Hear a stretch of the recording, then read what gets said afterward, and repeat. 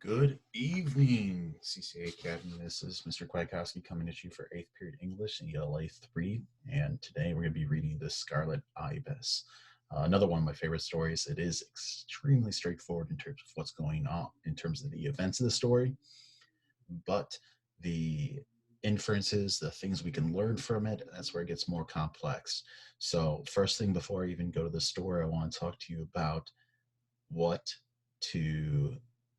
we're going to be doing in terms of notes and everything, what to look for and stuff. So first thing, you guys are going to be looking for the details about the two main characters' relationship. Now, what does that mean? Well, the two main characters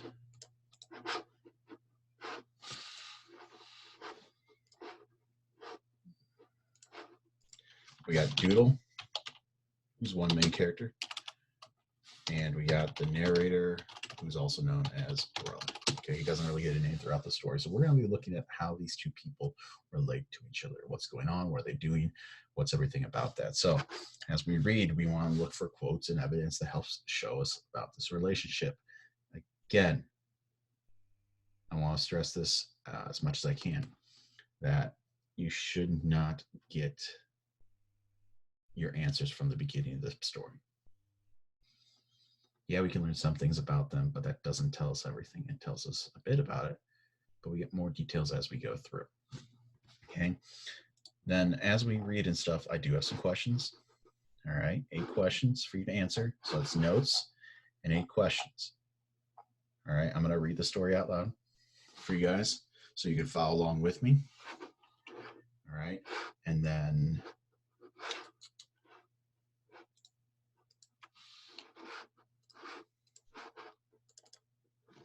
all right. So I picked this version partly because I did like how it's set up.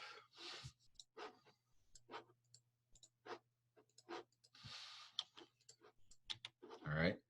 I did like a lot of these side things to help you ask questions and help build it. I like the pictures. I like the size of the text. I like the details they give you here and everything. You're not always going to be able to find it, but in my opinion, it does make it. And I also like the size of the text. I think it's pretty big and easier to read this way instead of like the smaller PDFs I can find sometimes. So yes, it looks long. Okay.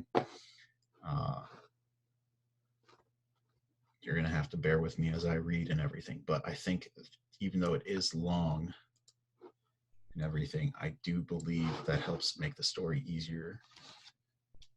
The text is bigger, has some stuff on the sides of it to help give you some ideas about what's going on, some questions help you read and help you understand. So these things can also help you develop your notes as you read. All right. So this is The Scarlet Ibis by James Hurst. As I read, think about the boys' relationship. Think about things that help pull it out and talk about it. I will pause at certain points, give you guys time to catch up. You can pause the video at those things or simply just use that time to find your own stuff. But at least this way, I'm not going to try to rush through it either. So, Scarlet Ibis by James Hurst. It was in the Clovis Sevens. Summer was dead, but autumn had not yet been born, that the ibis lit in the bleeding tree. The flower garden was stained with rotting brown magnolia petals, and ironweeds grew rank amid the purple phlox. The 5 o'clocks by the chimney still marked time, but the oriole nest in the elm was untended and rocked back and forth like an empty cradle. The last graveyard flowers were blooming, and their smell drifted across the cotton field and through every room of our house, speaking softly the names of our dead. It's strange that all this is still so clear to me, now that that summer has long since fled and time has had its way. A grindstone stands where the bleeding tree stood, just outside the kitchen door. And in it now, if an oriole sings in the elm, its song seems to die up in the leaves, a silvery dust. The flower garden is prim, the house a gleaming white, and the pale fence across the yard stands straight and spruce. But sometimes, like right now, As I sit in the cool, green draped parlor, the grindstone begins to turn, and time, with all its changes, is ground away, and I remember Doodle. Doodle was just about the craziest brother a boy ever had. Of course, he wasn't crazy like old Miss Leedy, who was in love with the president, Wilson, and wrote him a letter every day, but was a nice crazy, like someone you meet in your dreams. He was born when I was 6 and was, from the outset, a disappointment. He seemed all head with a tiny body which was red and shriveled like an old man's. Everyone thought he was going to die. Everyone, except Aunt Nicey, who had delivered him. She said he would live because he was born in a caul, and cauls were made from Jesus' nightgowns. Daddy had Mr. Heath, the carpenter, build a little mahogany coffin for him. But he didn't die. And when he was 3 months old, Mama and Daddy decided they might as well name him. They named him William Armstrong, which was like tying a big tail on a small kite. Such a name sounds only good on a tombstone. All right, 2 definitions. The clove of seasons, a time between the seasons, and in this case, summer and autumn, as referenced right up here. And then a caul, born with a thin membrane covering the head. I thought myself pretty smart in many things, like holding my breath, running, jumping, or climbing the vines in Old Woman's Swamp. And I wanted more than anything else someone to race to Horsehead Landing, someone to box with, and someone to perch with the top fork of the great pine behind the bar, where across the fields and swamps you could see the sea. I wanted a brother. But Mama, crying, told me that even if William Armstrong lived, he would never do these things with me. He might not, she sobbed, even be all that. He might, as long as he lived, lie on the rubber sheet in the center of the bed in the front bedroom where the white marquisette curtains billowed out in the afternoon sea breeze, rustling like palmetto fronds. It was bad enough having an invalid brother, but having one who was possibly not all there was unbearable. So I began to make plans to kill him by smothering him with a pillow. However, one afternoon, as I watched him, my head poked between the iron posts at the foot of the bed, he looked straight at me and grinned. I skipped through the rooms, down the echoing halls, shouting, "Mama, he smiled. He's all there. He's all there." And he was. When he was 2, if you laid him on his stomach, he began to move himself, straining terribly. The doctor said that with his weak heart, the strain would probably kill him. But it didn't. Trembling, he pushed himself up, turning first red, then a soft purple, and finally collapsed back to the bed like an old, worn-out doll. I could still see Mama watching him, her hand pressed tightly across her mouth, her eyes wide and unblinking. But he learned to crawl. It was his 3rd winter. And we brought him out of the front bedroom, putting him on the rug before the fireplace. For the first time, he became one of us. As long as he lay all the time in bed, we called him William Armstrong, even though it was formal and sounded as if we were referring to one of our ancestors. But with his creeping around on the deerskin rug and beginning to talk, something had to be done about his name. It was I who renamed him. When he crawled backwards, as if he were in reverse and couldn't change gears. If you called him, he'd turn around as if he was going in the other direction, and then he'd back right up to you to be picked up.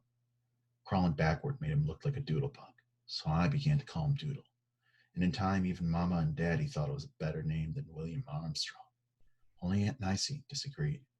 She said caul babies should be treated with special respect since they might turn out to be saints. Renaming my brother was perhaps the kindest thing I ever did for him, because nobody expects much from someone called Doodle. Hint, good quote for our notes. Although Doodle learned to crawl, he showed no signs of walking, but he wasn't idle.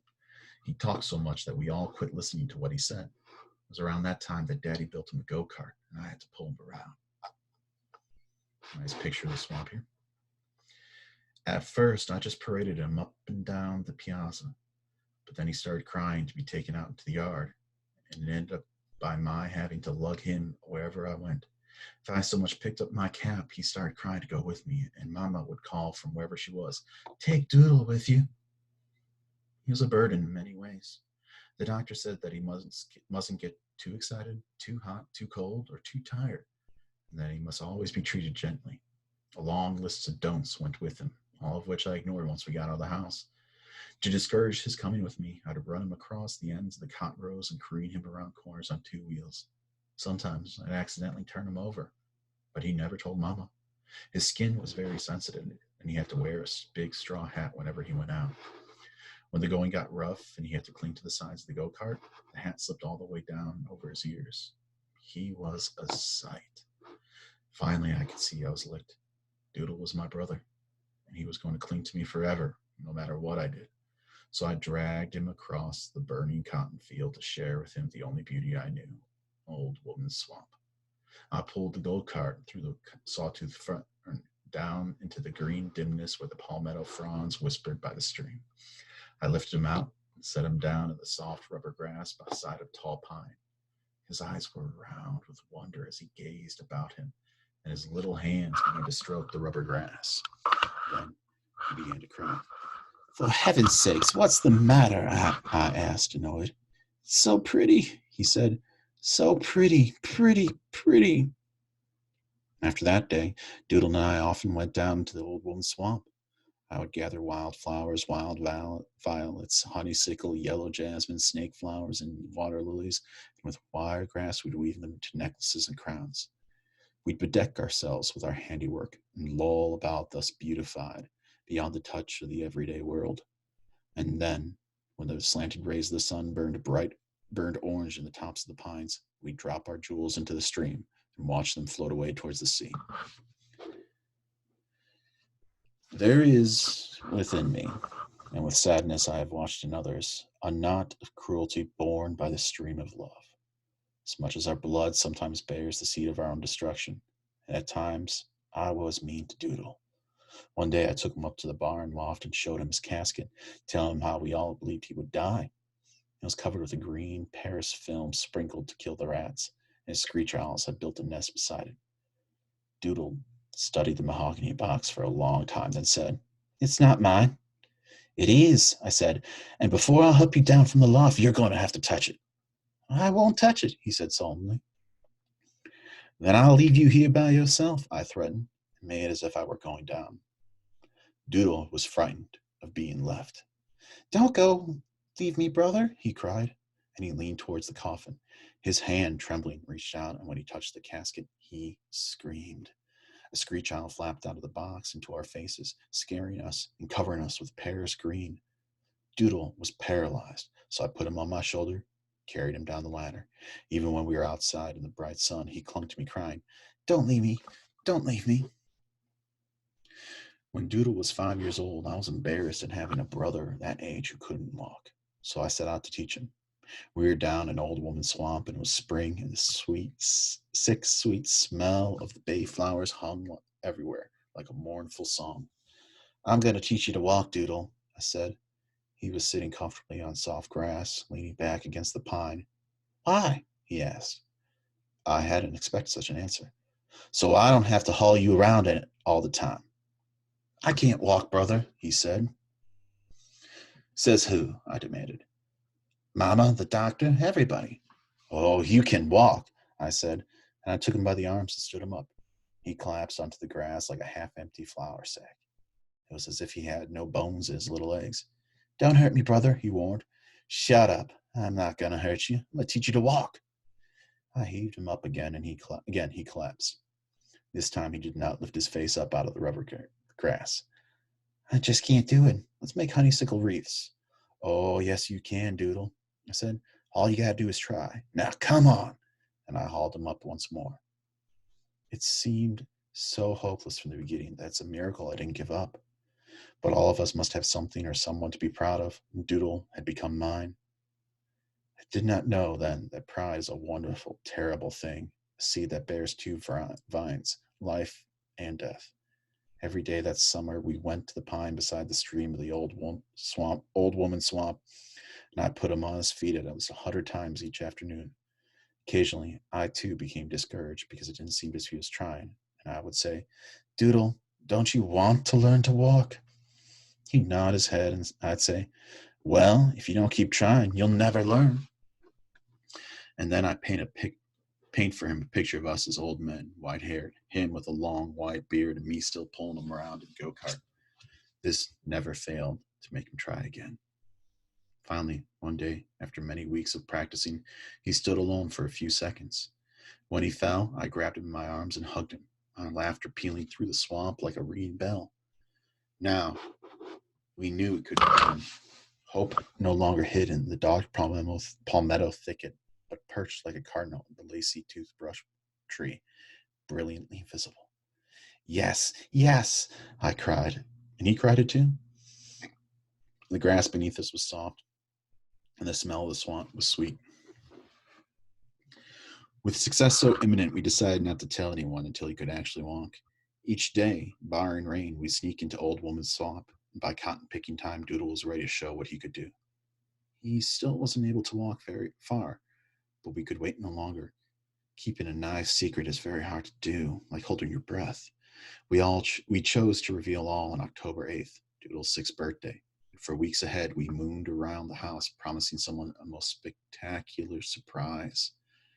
Aunt Nicey said that, after so much talk, if we produced anything less tremendous than the resurrection, she was going to be disappointed. At breakfast on our chosen day, when Mama, Daddy, and Aunt Nicey were in the dining room, I brought Doodle to the door in the go-kart just as usual and had them turn their backs, making them cross their hearts and hope to die if they peeked. I helped Doodle up, and he was standing alone. And when he was standing alone, I let them look. There wasn't a sound as Doodle walked across the room and sat down at his place at the table. Then Mama began to cry and ran over to him, hugging him, kissing him. Daddy hugged him too, so I went to Aunt Nicey, who was thanks praying in the doorway, and began to waltz around her. We danced together quite well until she came down on my big toe with her brogans, hurting me quite so badly I thought I was crippled for life. Doodle told them it was I who had taught him to walk, so everyone wanted to hug me, and I began to cry. What are you crying for? Asked Daddy, but I couldn't answer. They did not know that I did it for myself. That pride, whose slave I was, spoke to me louder than all their voices, and that Doodle only walked because I was ashamed of having a crippled brother. Another nice quote. Within a few months, Doodle had learned to walk well. His go-kart was put up in the barn loft, still there, beside his little mahogany coffin. Now, when we roamed together, resting often, we never turned our back until our destination had been reached, and to help pass time, we took up lying. From the beginning, Doodle was a terrible liar, and he got me in the habit. Had anyone stopped to listen to us, they would have sent us off to Dick's Hill. My lies were scary, involved, and usually pointless, but Doodle's lies were twice as crazy. People in his stories all had wings and flew wherever they wanted to. His favorite lie was about a boy named Peter who had a pet peacock with a 10-foot tail. Peter wore a golden robe that glittered so brightly that when he walked through the sunflowers turned away from the sun to face him. When Peter was ready to go to sleep, his peacock spread his magnificent tail, enfolding the boy gently like a closing go-to-sleep flower, burying him in the gloriously iridescent rustling vortex. Yes, I must admit, Doodle could beat me at lying. So lying here refers to simply telling stories, making things up. All right. So they're sharing stories to pass time. Doodle and I spent lots of time thinking about our future.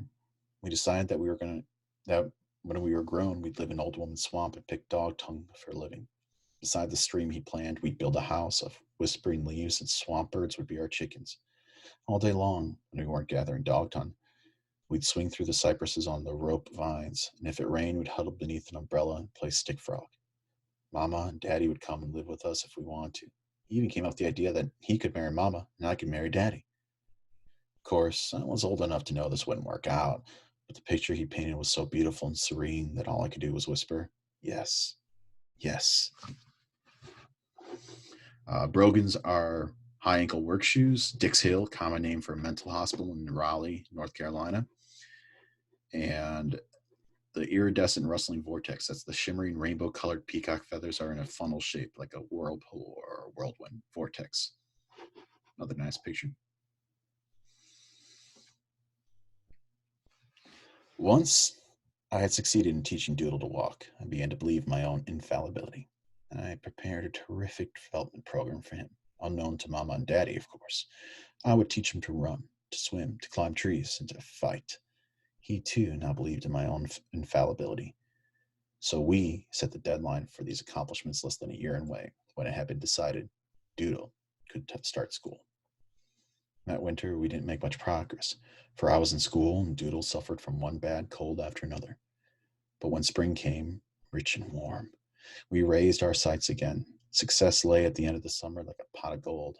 Our campaign got off to a good start.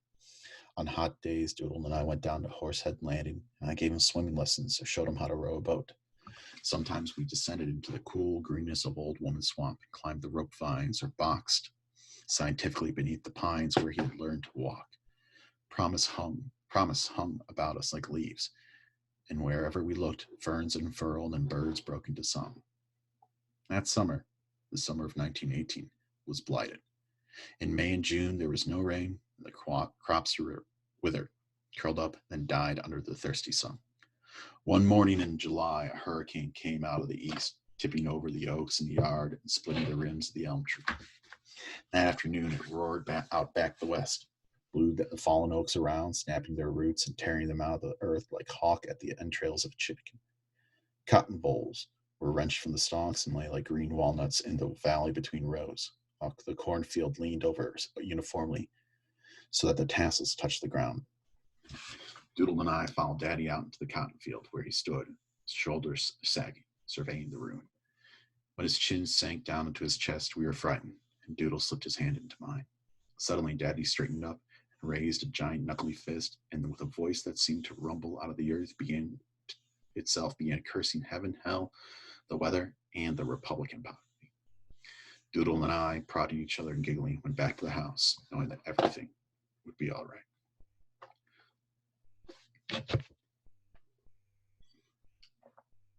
During that summer, strange names were heard around the house. Chateau Thierry, Ambiance, Soins, and in her blessing at the supper table, Mama once said, "And bless the Pearsons, whose boy Joe was lost at Belleau Wood." So we came to that Clovis Seasons. All right. School was only a few weeks away, and Doodle was far behind schedule. He could barely clear the ground when climbing up the rope vines, and his swimming was certainly not passable. We decided to redouble our efforts to make that last drive and reach our pot of gold. I made him swim until he was turned blue, and row until he couldn't lift an oar. Wherever we went, I purposely walked fast, and although he kept up, his face turned red and his eyes became glazed. Once, he could go no further, so he collapsed on the ground and began to cry. "Aw, come on, Doodle," I urged. "You can do it. Do you want to be different from everyone else when you start school?" "Does it make any difference?" "It certainly does," I said. "Now come on." And I helped him up. As we slipped through the dog days, Doodle began to look feverish. Mama felt his forehead, asking him if he felt ill. At night, he didn't sleep well. Sometimes he had nightmares, crying out until I touched him and said, "Wake up, Doodle, wake up." It was Saturday noon, just a few days before school was to start. I should have already admitted defeat, but my pride wouldn't let me. The excitement of our program had now been gone for weeks, but still we kept with a tired doggedness. It was too late to turn back, for we both had wandered too far into the net of expectations and left no crumbs behind. Daddy, Mama, Doodle, and I were seated at the dining room table, having lunch. It was a hot day, with all the windows and doors open in case a breeze should come. In the kitchen, Aunt Nancy was humming softly. After a long silence, Daddy spoke. "It's so calm. I won't be surprised if we had another storm this afternoon." "I haven't heard a rain frog," said Mama, who believed in signs, as she served the bread around the table. "I did," declared Doodle, "down in the swamp." "He didn't," I said contrarily. "You did, huh?" said Daddy, ignoring my denial. "I certainly did," Doodle reiterated, scowling at me over the top of his iced tea glass, and we were quiet again. Suddenly, from out in the yard came a strange croaking noise. Doodle stopped eating, with a piece of bread poised ready for his mouth. His eyes popped round like two blue buttons. "What's that?" he whispered. So this Chateau Thierry, Amiens, Swanson, Belleau, Wood, these were during World War I, so that war was happening just out there. And then the dog days, those hot, uncomfortable days between early July and early September. All right. This is a Scarlet Ibis, by the way. They're pretty cool looking. We actually don't get them up. The closest we got are like blue herrings, but that's only the closest thing. I jumped up, knocking over my table, and reached the door when Mama called, "Pick up your chair, sit down again, and say excuse me." By the time I had done this, Doodle had excused himself and slipped out into the yard. He was looking up into the bleeding tree. "It's a great big red bird," he called. The bird croaked loudly again, and Mama and Daddy came out into the yard. We shaded our eyes with our hands against the hazy glare of the sun and peered through the still leaves. On the topmost branch, a bird the size of a chicken, with scarlet feathers and long legs, was perched precariously. Its wings hung down loosely, and as we watched, a feather dropped away and floated slowly down the green leaves. "That's not even frightened of us," Mama said. "It looks tired," Daddy added. "Or maybe sick." Doodle's hands were clasped at his throat, and I'd never seen him stand still so long. "What is it?" he asked. Daddy shook his head. "I don't know. Maybe it's..." At that moment, the bird began to flutter, but the wings were uncoordinated, and amid much flapping, a spray of flying feathers, it tumbled down, bumping through the limbs of the bleeding tree and landing at our feet with a thud. Its long, graceful neck jerked twice into an S and straightened out, and the bird was still. A white veil came over the eyes, and its long neck beak unhinged. Its legs were crossed, and its claw-like feet were delicately curved at rest. Even death did not mar its grace, for it lay on the earth like a broken vase of red flowers, and we stood around it, awed by its exotic beauty. "It's dead," Mama said. "What is it?" "Go bring me the bird book," said Daddy. I ran to the house and brought back the bird book. As we watched, Daddy thumbed through its pages. "It's a Scarlet Ibis," he said, pointing to the picture. "Lives in the tropics, South America to Florida. The storm must have brought it here." Sadly, we all looked back at the bird. Scarlet Ibis. How many miles had it traveled to die like this in our yard beneath the bleeding tree? "Let's finish lunch," Mama said, nudging us back towards the dining room. "I'm not hungry," said Doodle, and he knelt down beside the ibis. "We've got peach cobbler for lunch," Mama said, tempted from the doorway. Doodle remained kneeling. "I'm going to bury him." "Don't you dare touch him," Mama warned. "There's no telling what disease he might have had." "It's all right," Doodle said Doodle. "I won't." Daddy, Mama, and I went back into the dining room table, but we watched Doodle through the open door. He took a piece of string from his pocket and, without touching the ibis, looped one end around its neck. Slowly, while singing softly, "We shall gather at the river," he carried the bird around to the front yard, dug a hole in the flower garden next to the petunia bed. Now, we were watching him through the front window, but he didn't know it. His awkwardness at digging the hole with a shovel whose handle was twice as long as he was made us laugh. We covered our mouths with our hands so he wouldn't hear. When Doodle came into the dining room, he found us seriously eating our cobbler. He was pale and lingered just inside the screen door. "Did you get the Scarlet Ibis buried?" asked Daddy. Doodle didn't speak, but nodded his head. "Go wash your hands, and then you can have some peach cobbler," said Mama. "I'm not hungry," he said. "Dead birds is bad luck," said Aunt Snicey, pointing her head from the kitchen door. "Especially red dead birds." As soon as I finished eating, Doodle and I hurried off to Horsehead Landing. Time was short, and Doodle still had a long way to go if he was going to keep up with the other boys when he started school. The sun, gilded with yellow cast of autumn, still burned fiercely. The dark green woods through which we had passed were shady and cool. When we reached the landing, Doodle said he was too tired to swim, so we got into a skiff and floated down the creek with the tide. Far off in the marsh, a rail was scolding, and over on the beach, locusts were singing in the myrtle trees. Doodle did not speak and kept his head turned away, letting one hand trail limply in the water. As we had drifted a long way, I put the oars in place and made Doodle row back against the tide. Black clouds began to gather in the southwest, and he kept watching them, trying to pull the oars a little faster. When we reached Horsehead Landing, lightning was playing across half the sky, and thunder roared out, hiding even the sound of the sea. The sun disappeared and darkness descended almost like a night.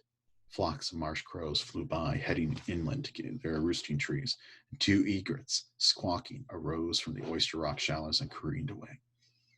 Doodle was both tired and frightened, and when he stepped from the skiff, he collapsed onto the mud, sending an armada of fiddler crabs rustling off into the marsh grass. I helped him up, and as he wiped the mud off his trousers, he smiled at me ashamedly.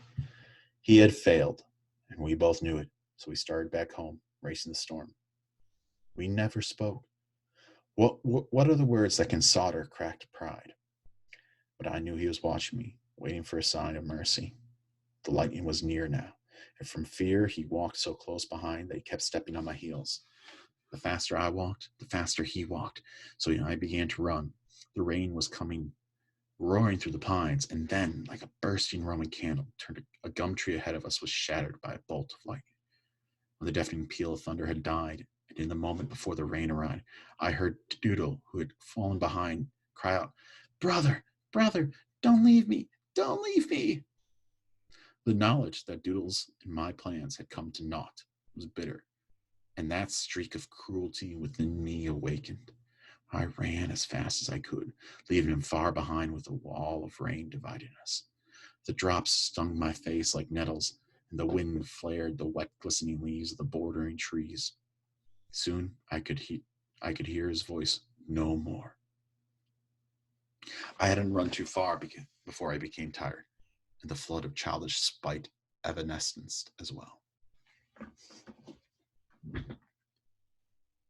The sound of rain was everywhere, but the wind died and it fell straight down in parallel paths like ropes hanging from the sky.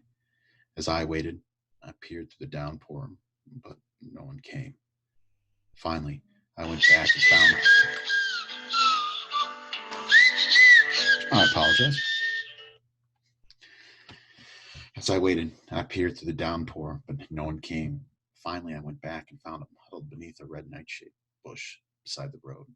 He was sitting on the ground, his face buried in his arms, which was resting on his drawn-up knees.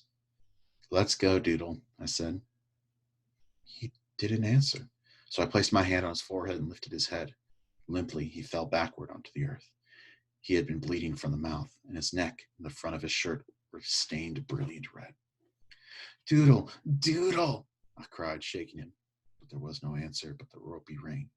He lay very awkwardly, with his head thrown far back, making his familiar neck appear almost long and slim. His little legs, bent sharply at the knees, had never before seemed so fragile, so thin. I began to weep, and the tear-blurred vision of the red before me looked very familiar. "Doodle!" I screamed above the pounding storm and threw my body to the earth above his. For a long time, it seemed forever, I lay there crying, sheltering my fallen Scarlet Ibis from the heresy of the rain. Heresy, great word. People need to use them more often. An action or opinion contrary to what is generally thought of as right. All right, long story. Like I said, one of my favorites. I do think there's a lot to be gained from here. I did try to make the questions as simple as possible as I could for you. How is Doodle different from the other children? What are the narrative's motives for teaching Doodle? What happens to Doodle and why? The end of the story. Look back at the chart you made. Review the inferences you made about the relationship between the Doodle and the narrator. How would you describe their relationship over the course of the story? So right here, that's why I don't want you to focus just on the beginning of the story. Get some from the end too. The narrator had mixed emotions about Doodle. How might he answer the big question on page 460? So if we go back, I don't have that question here. So I'm actually going to delete that for you. Look at that. Made your life easier.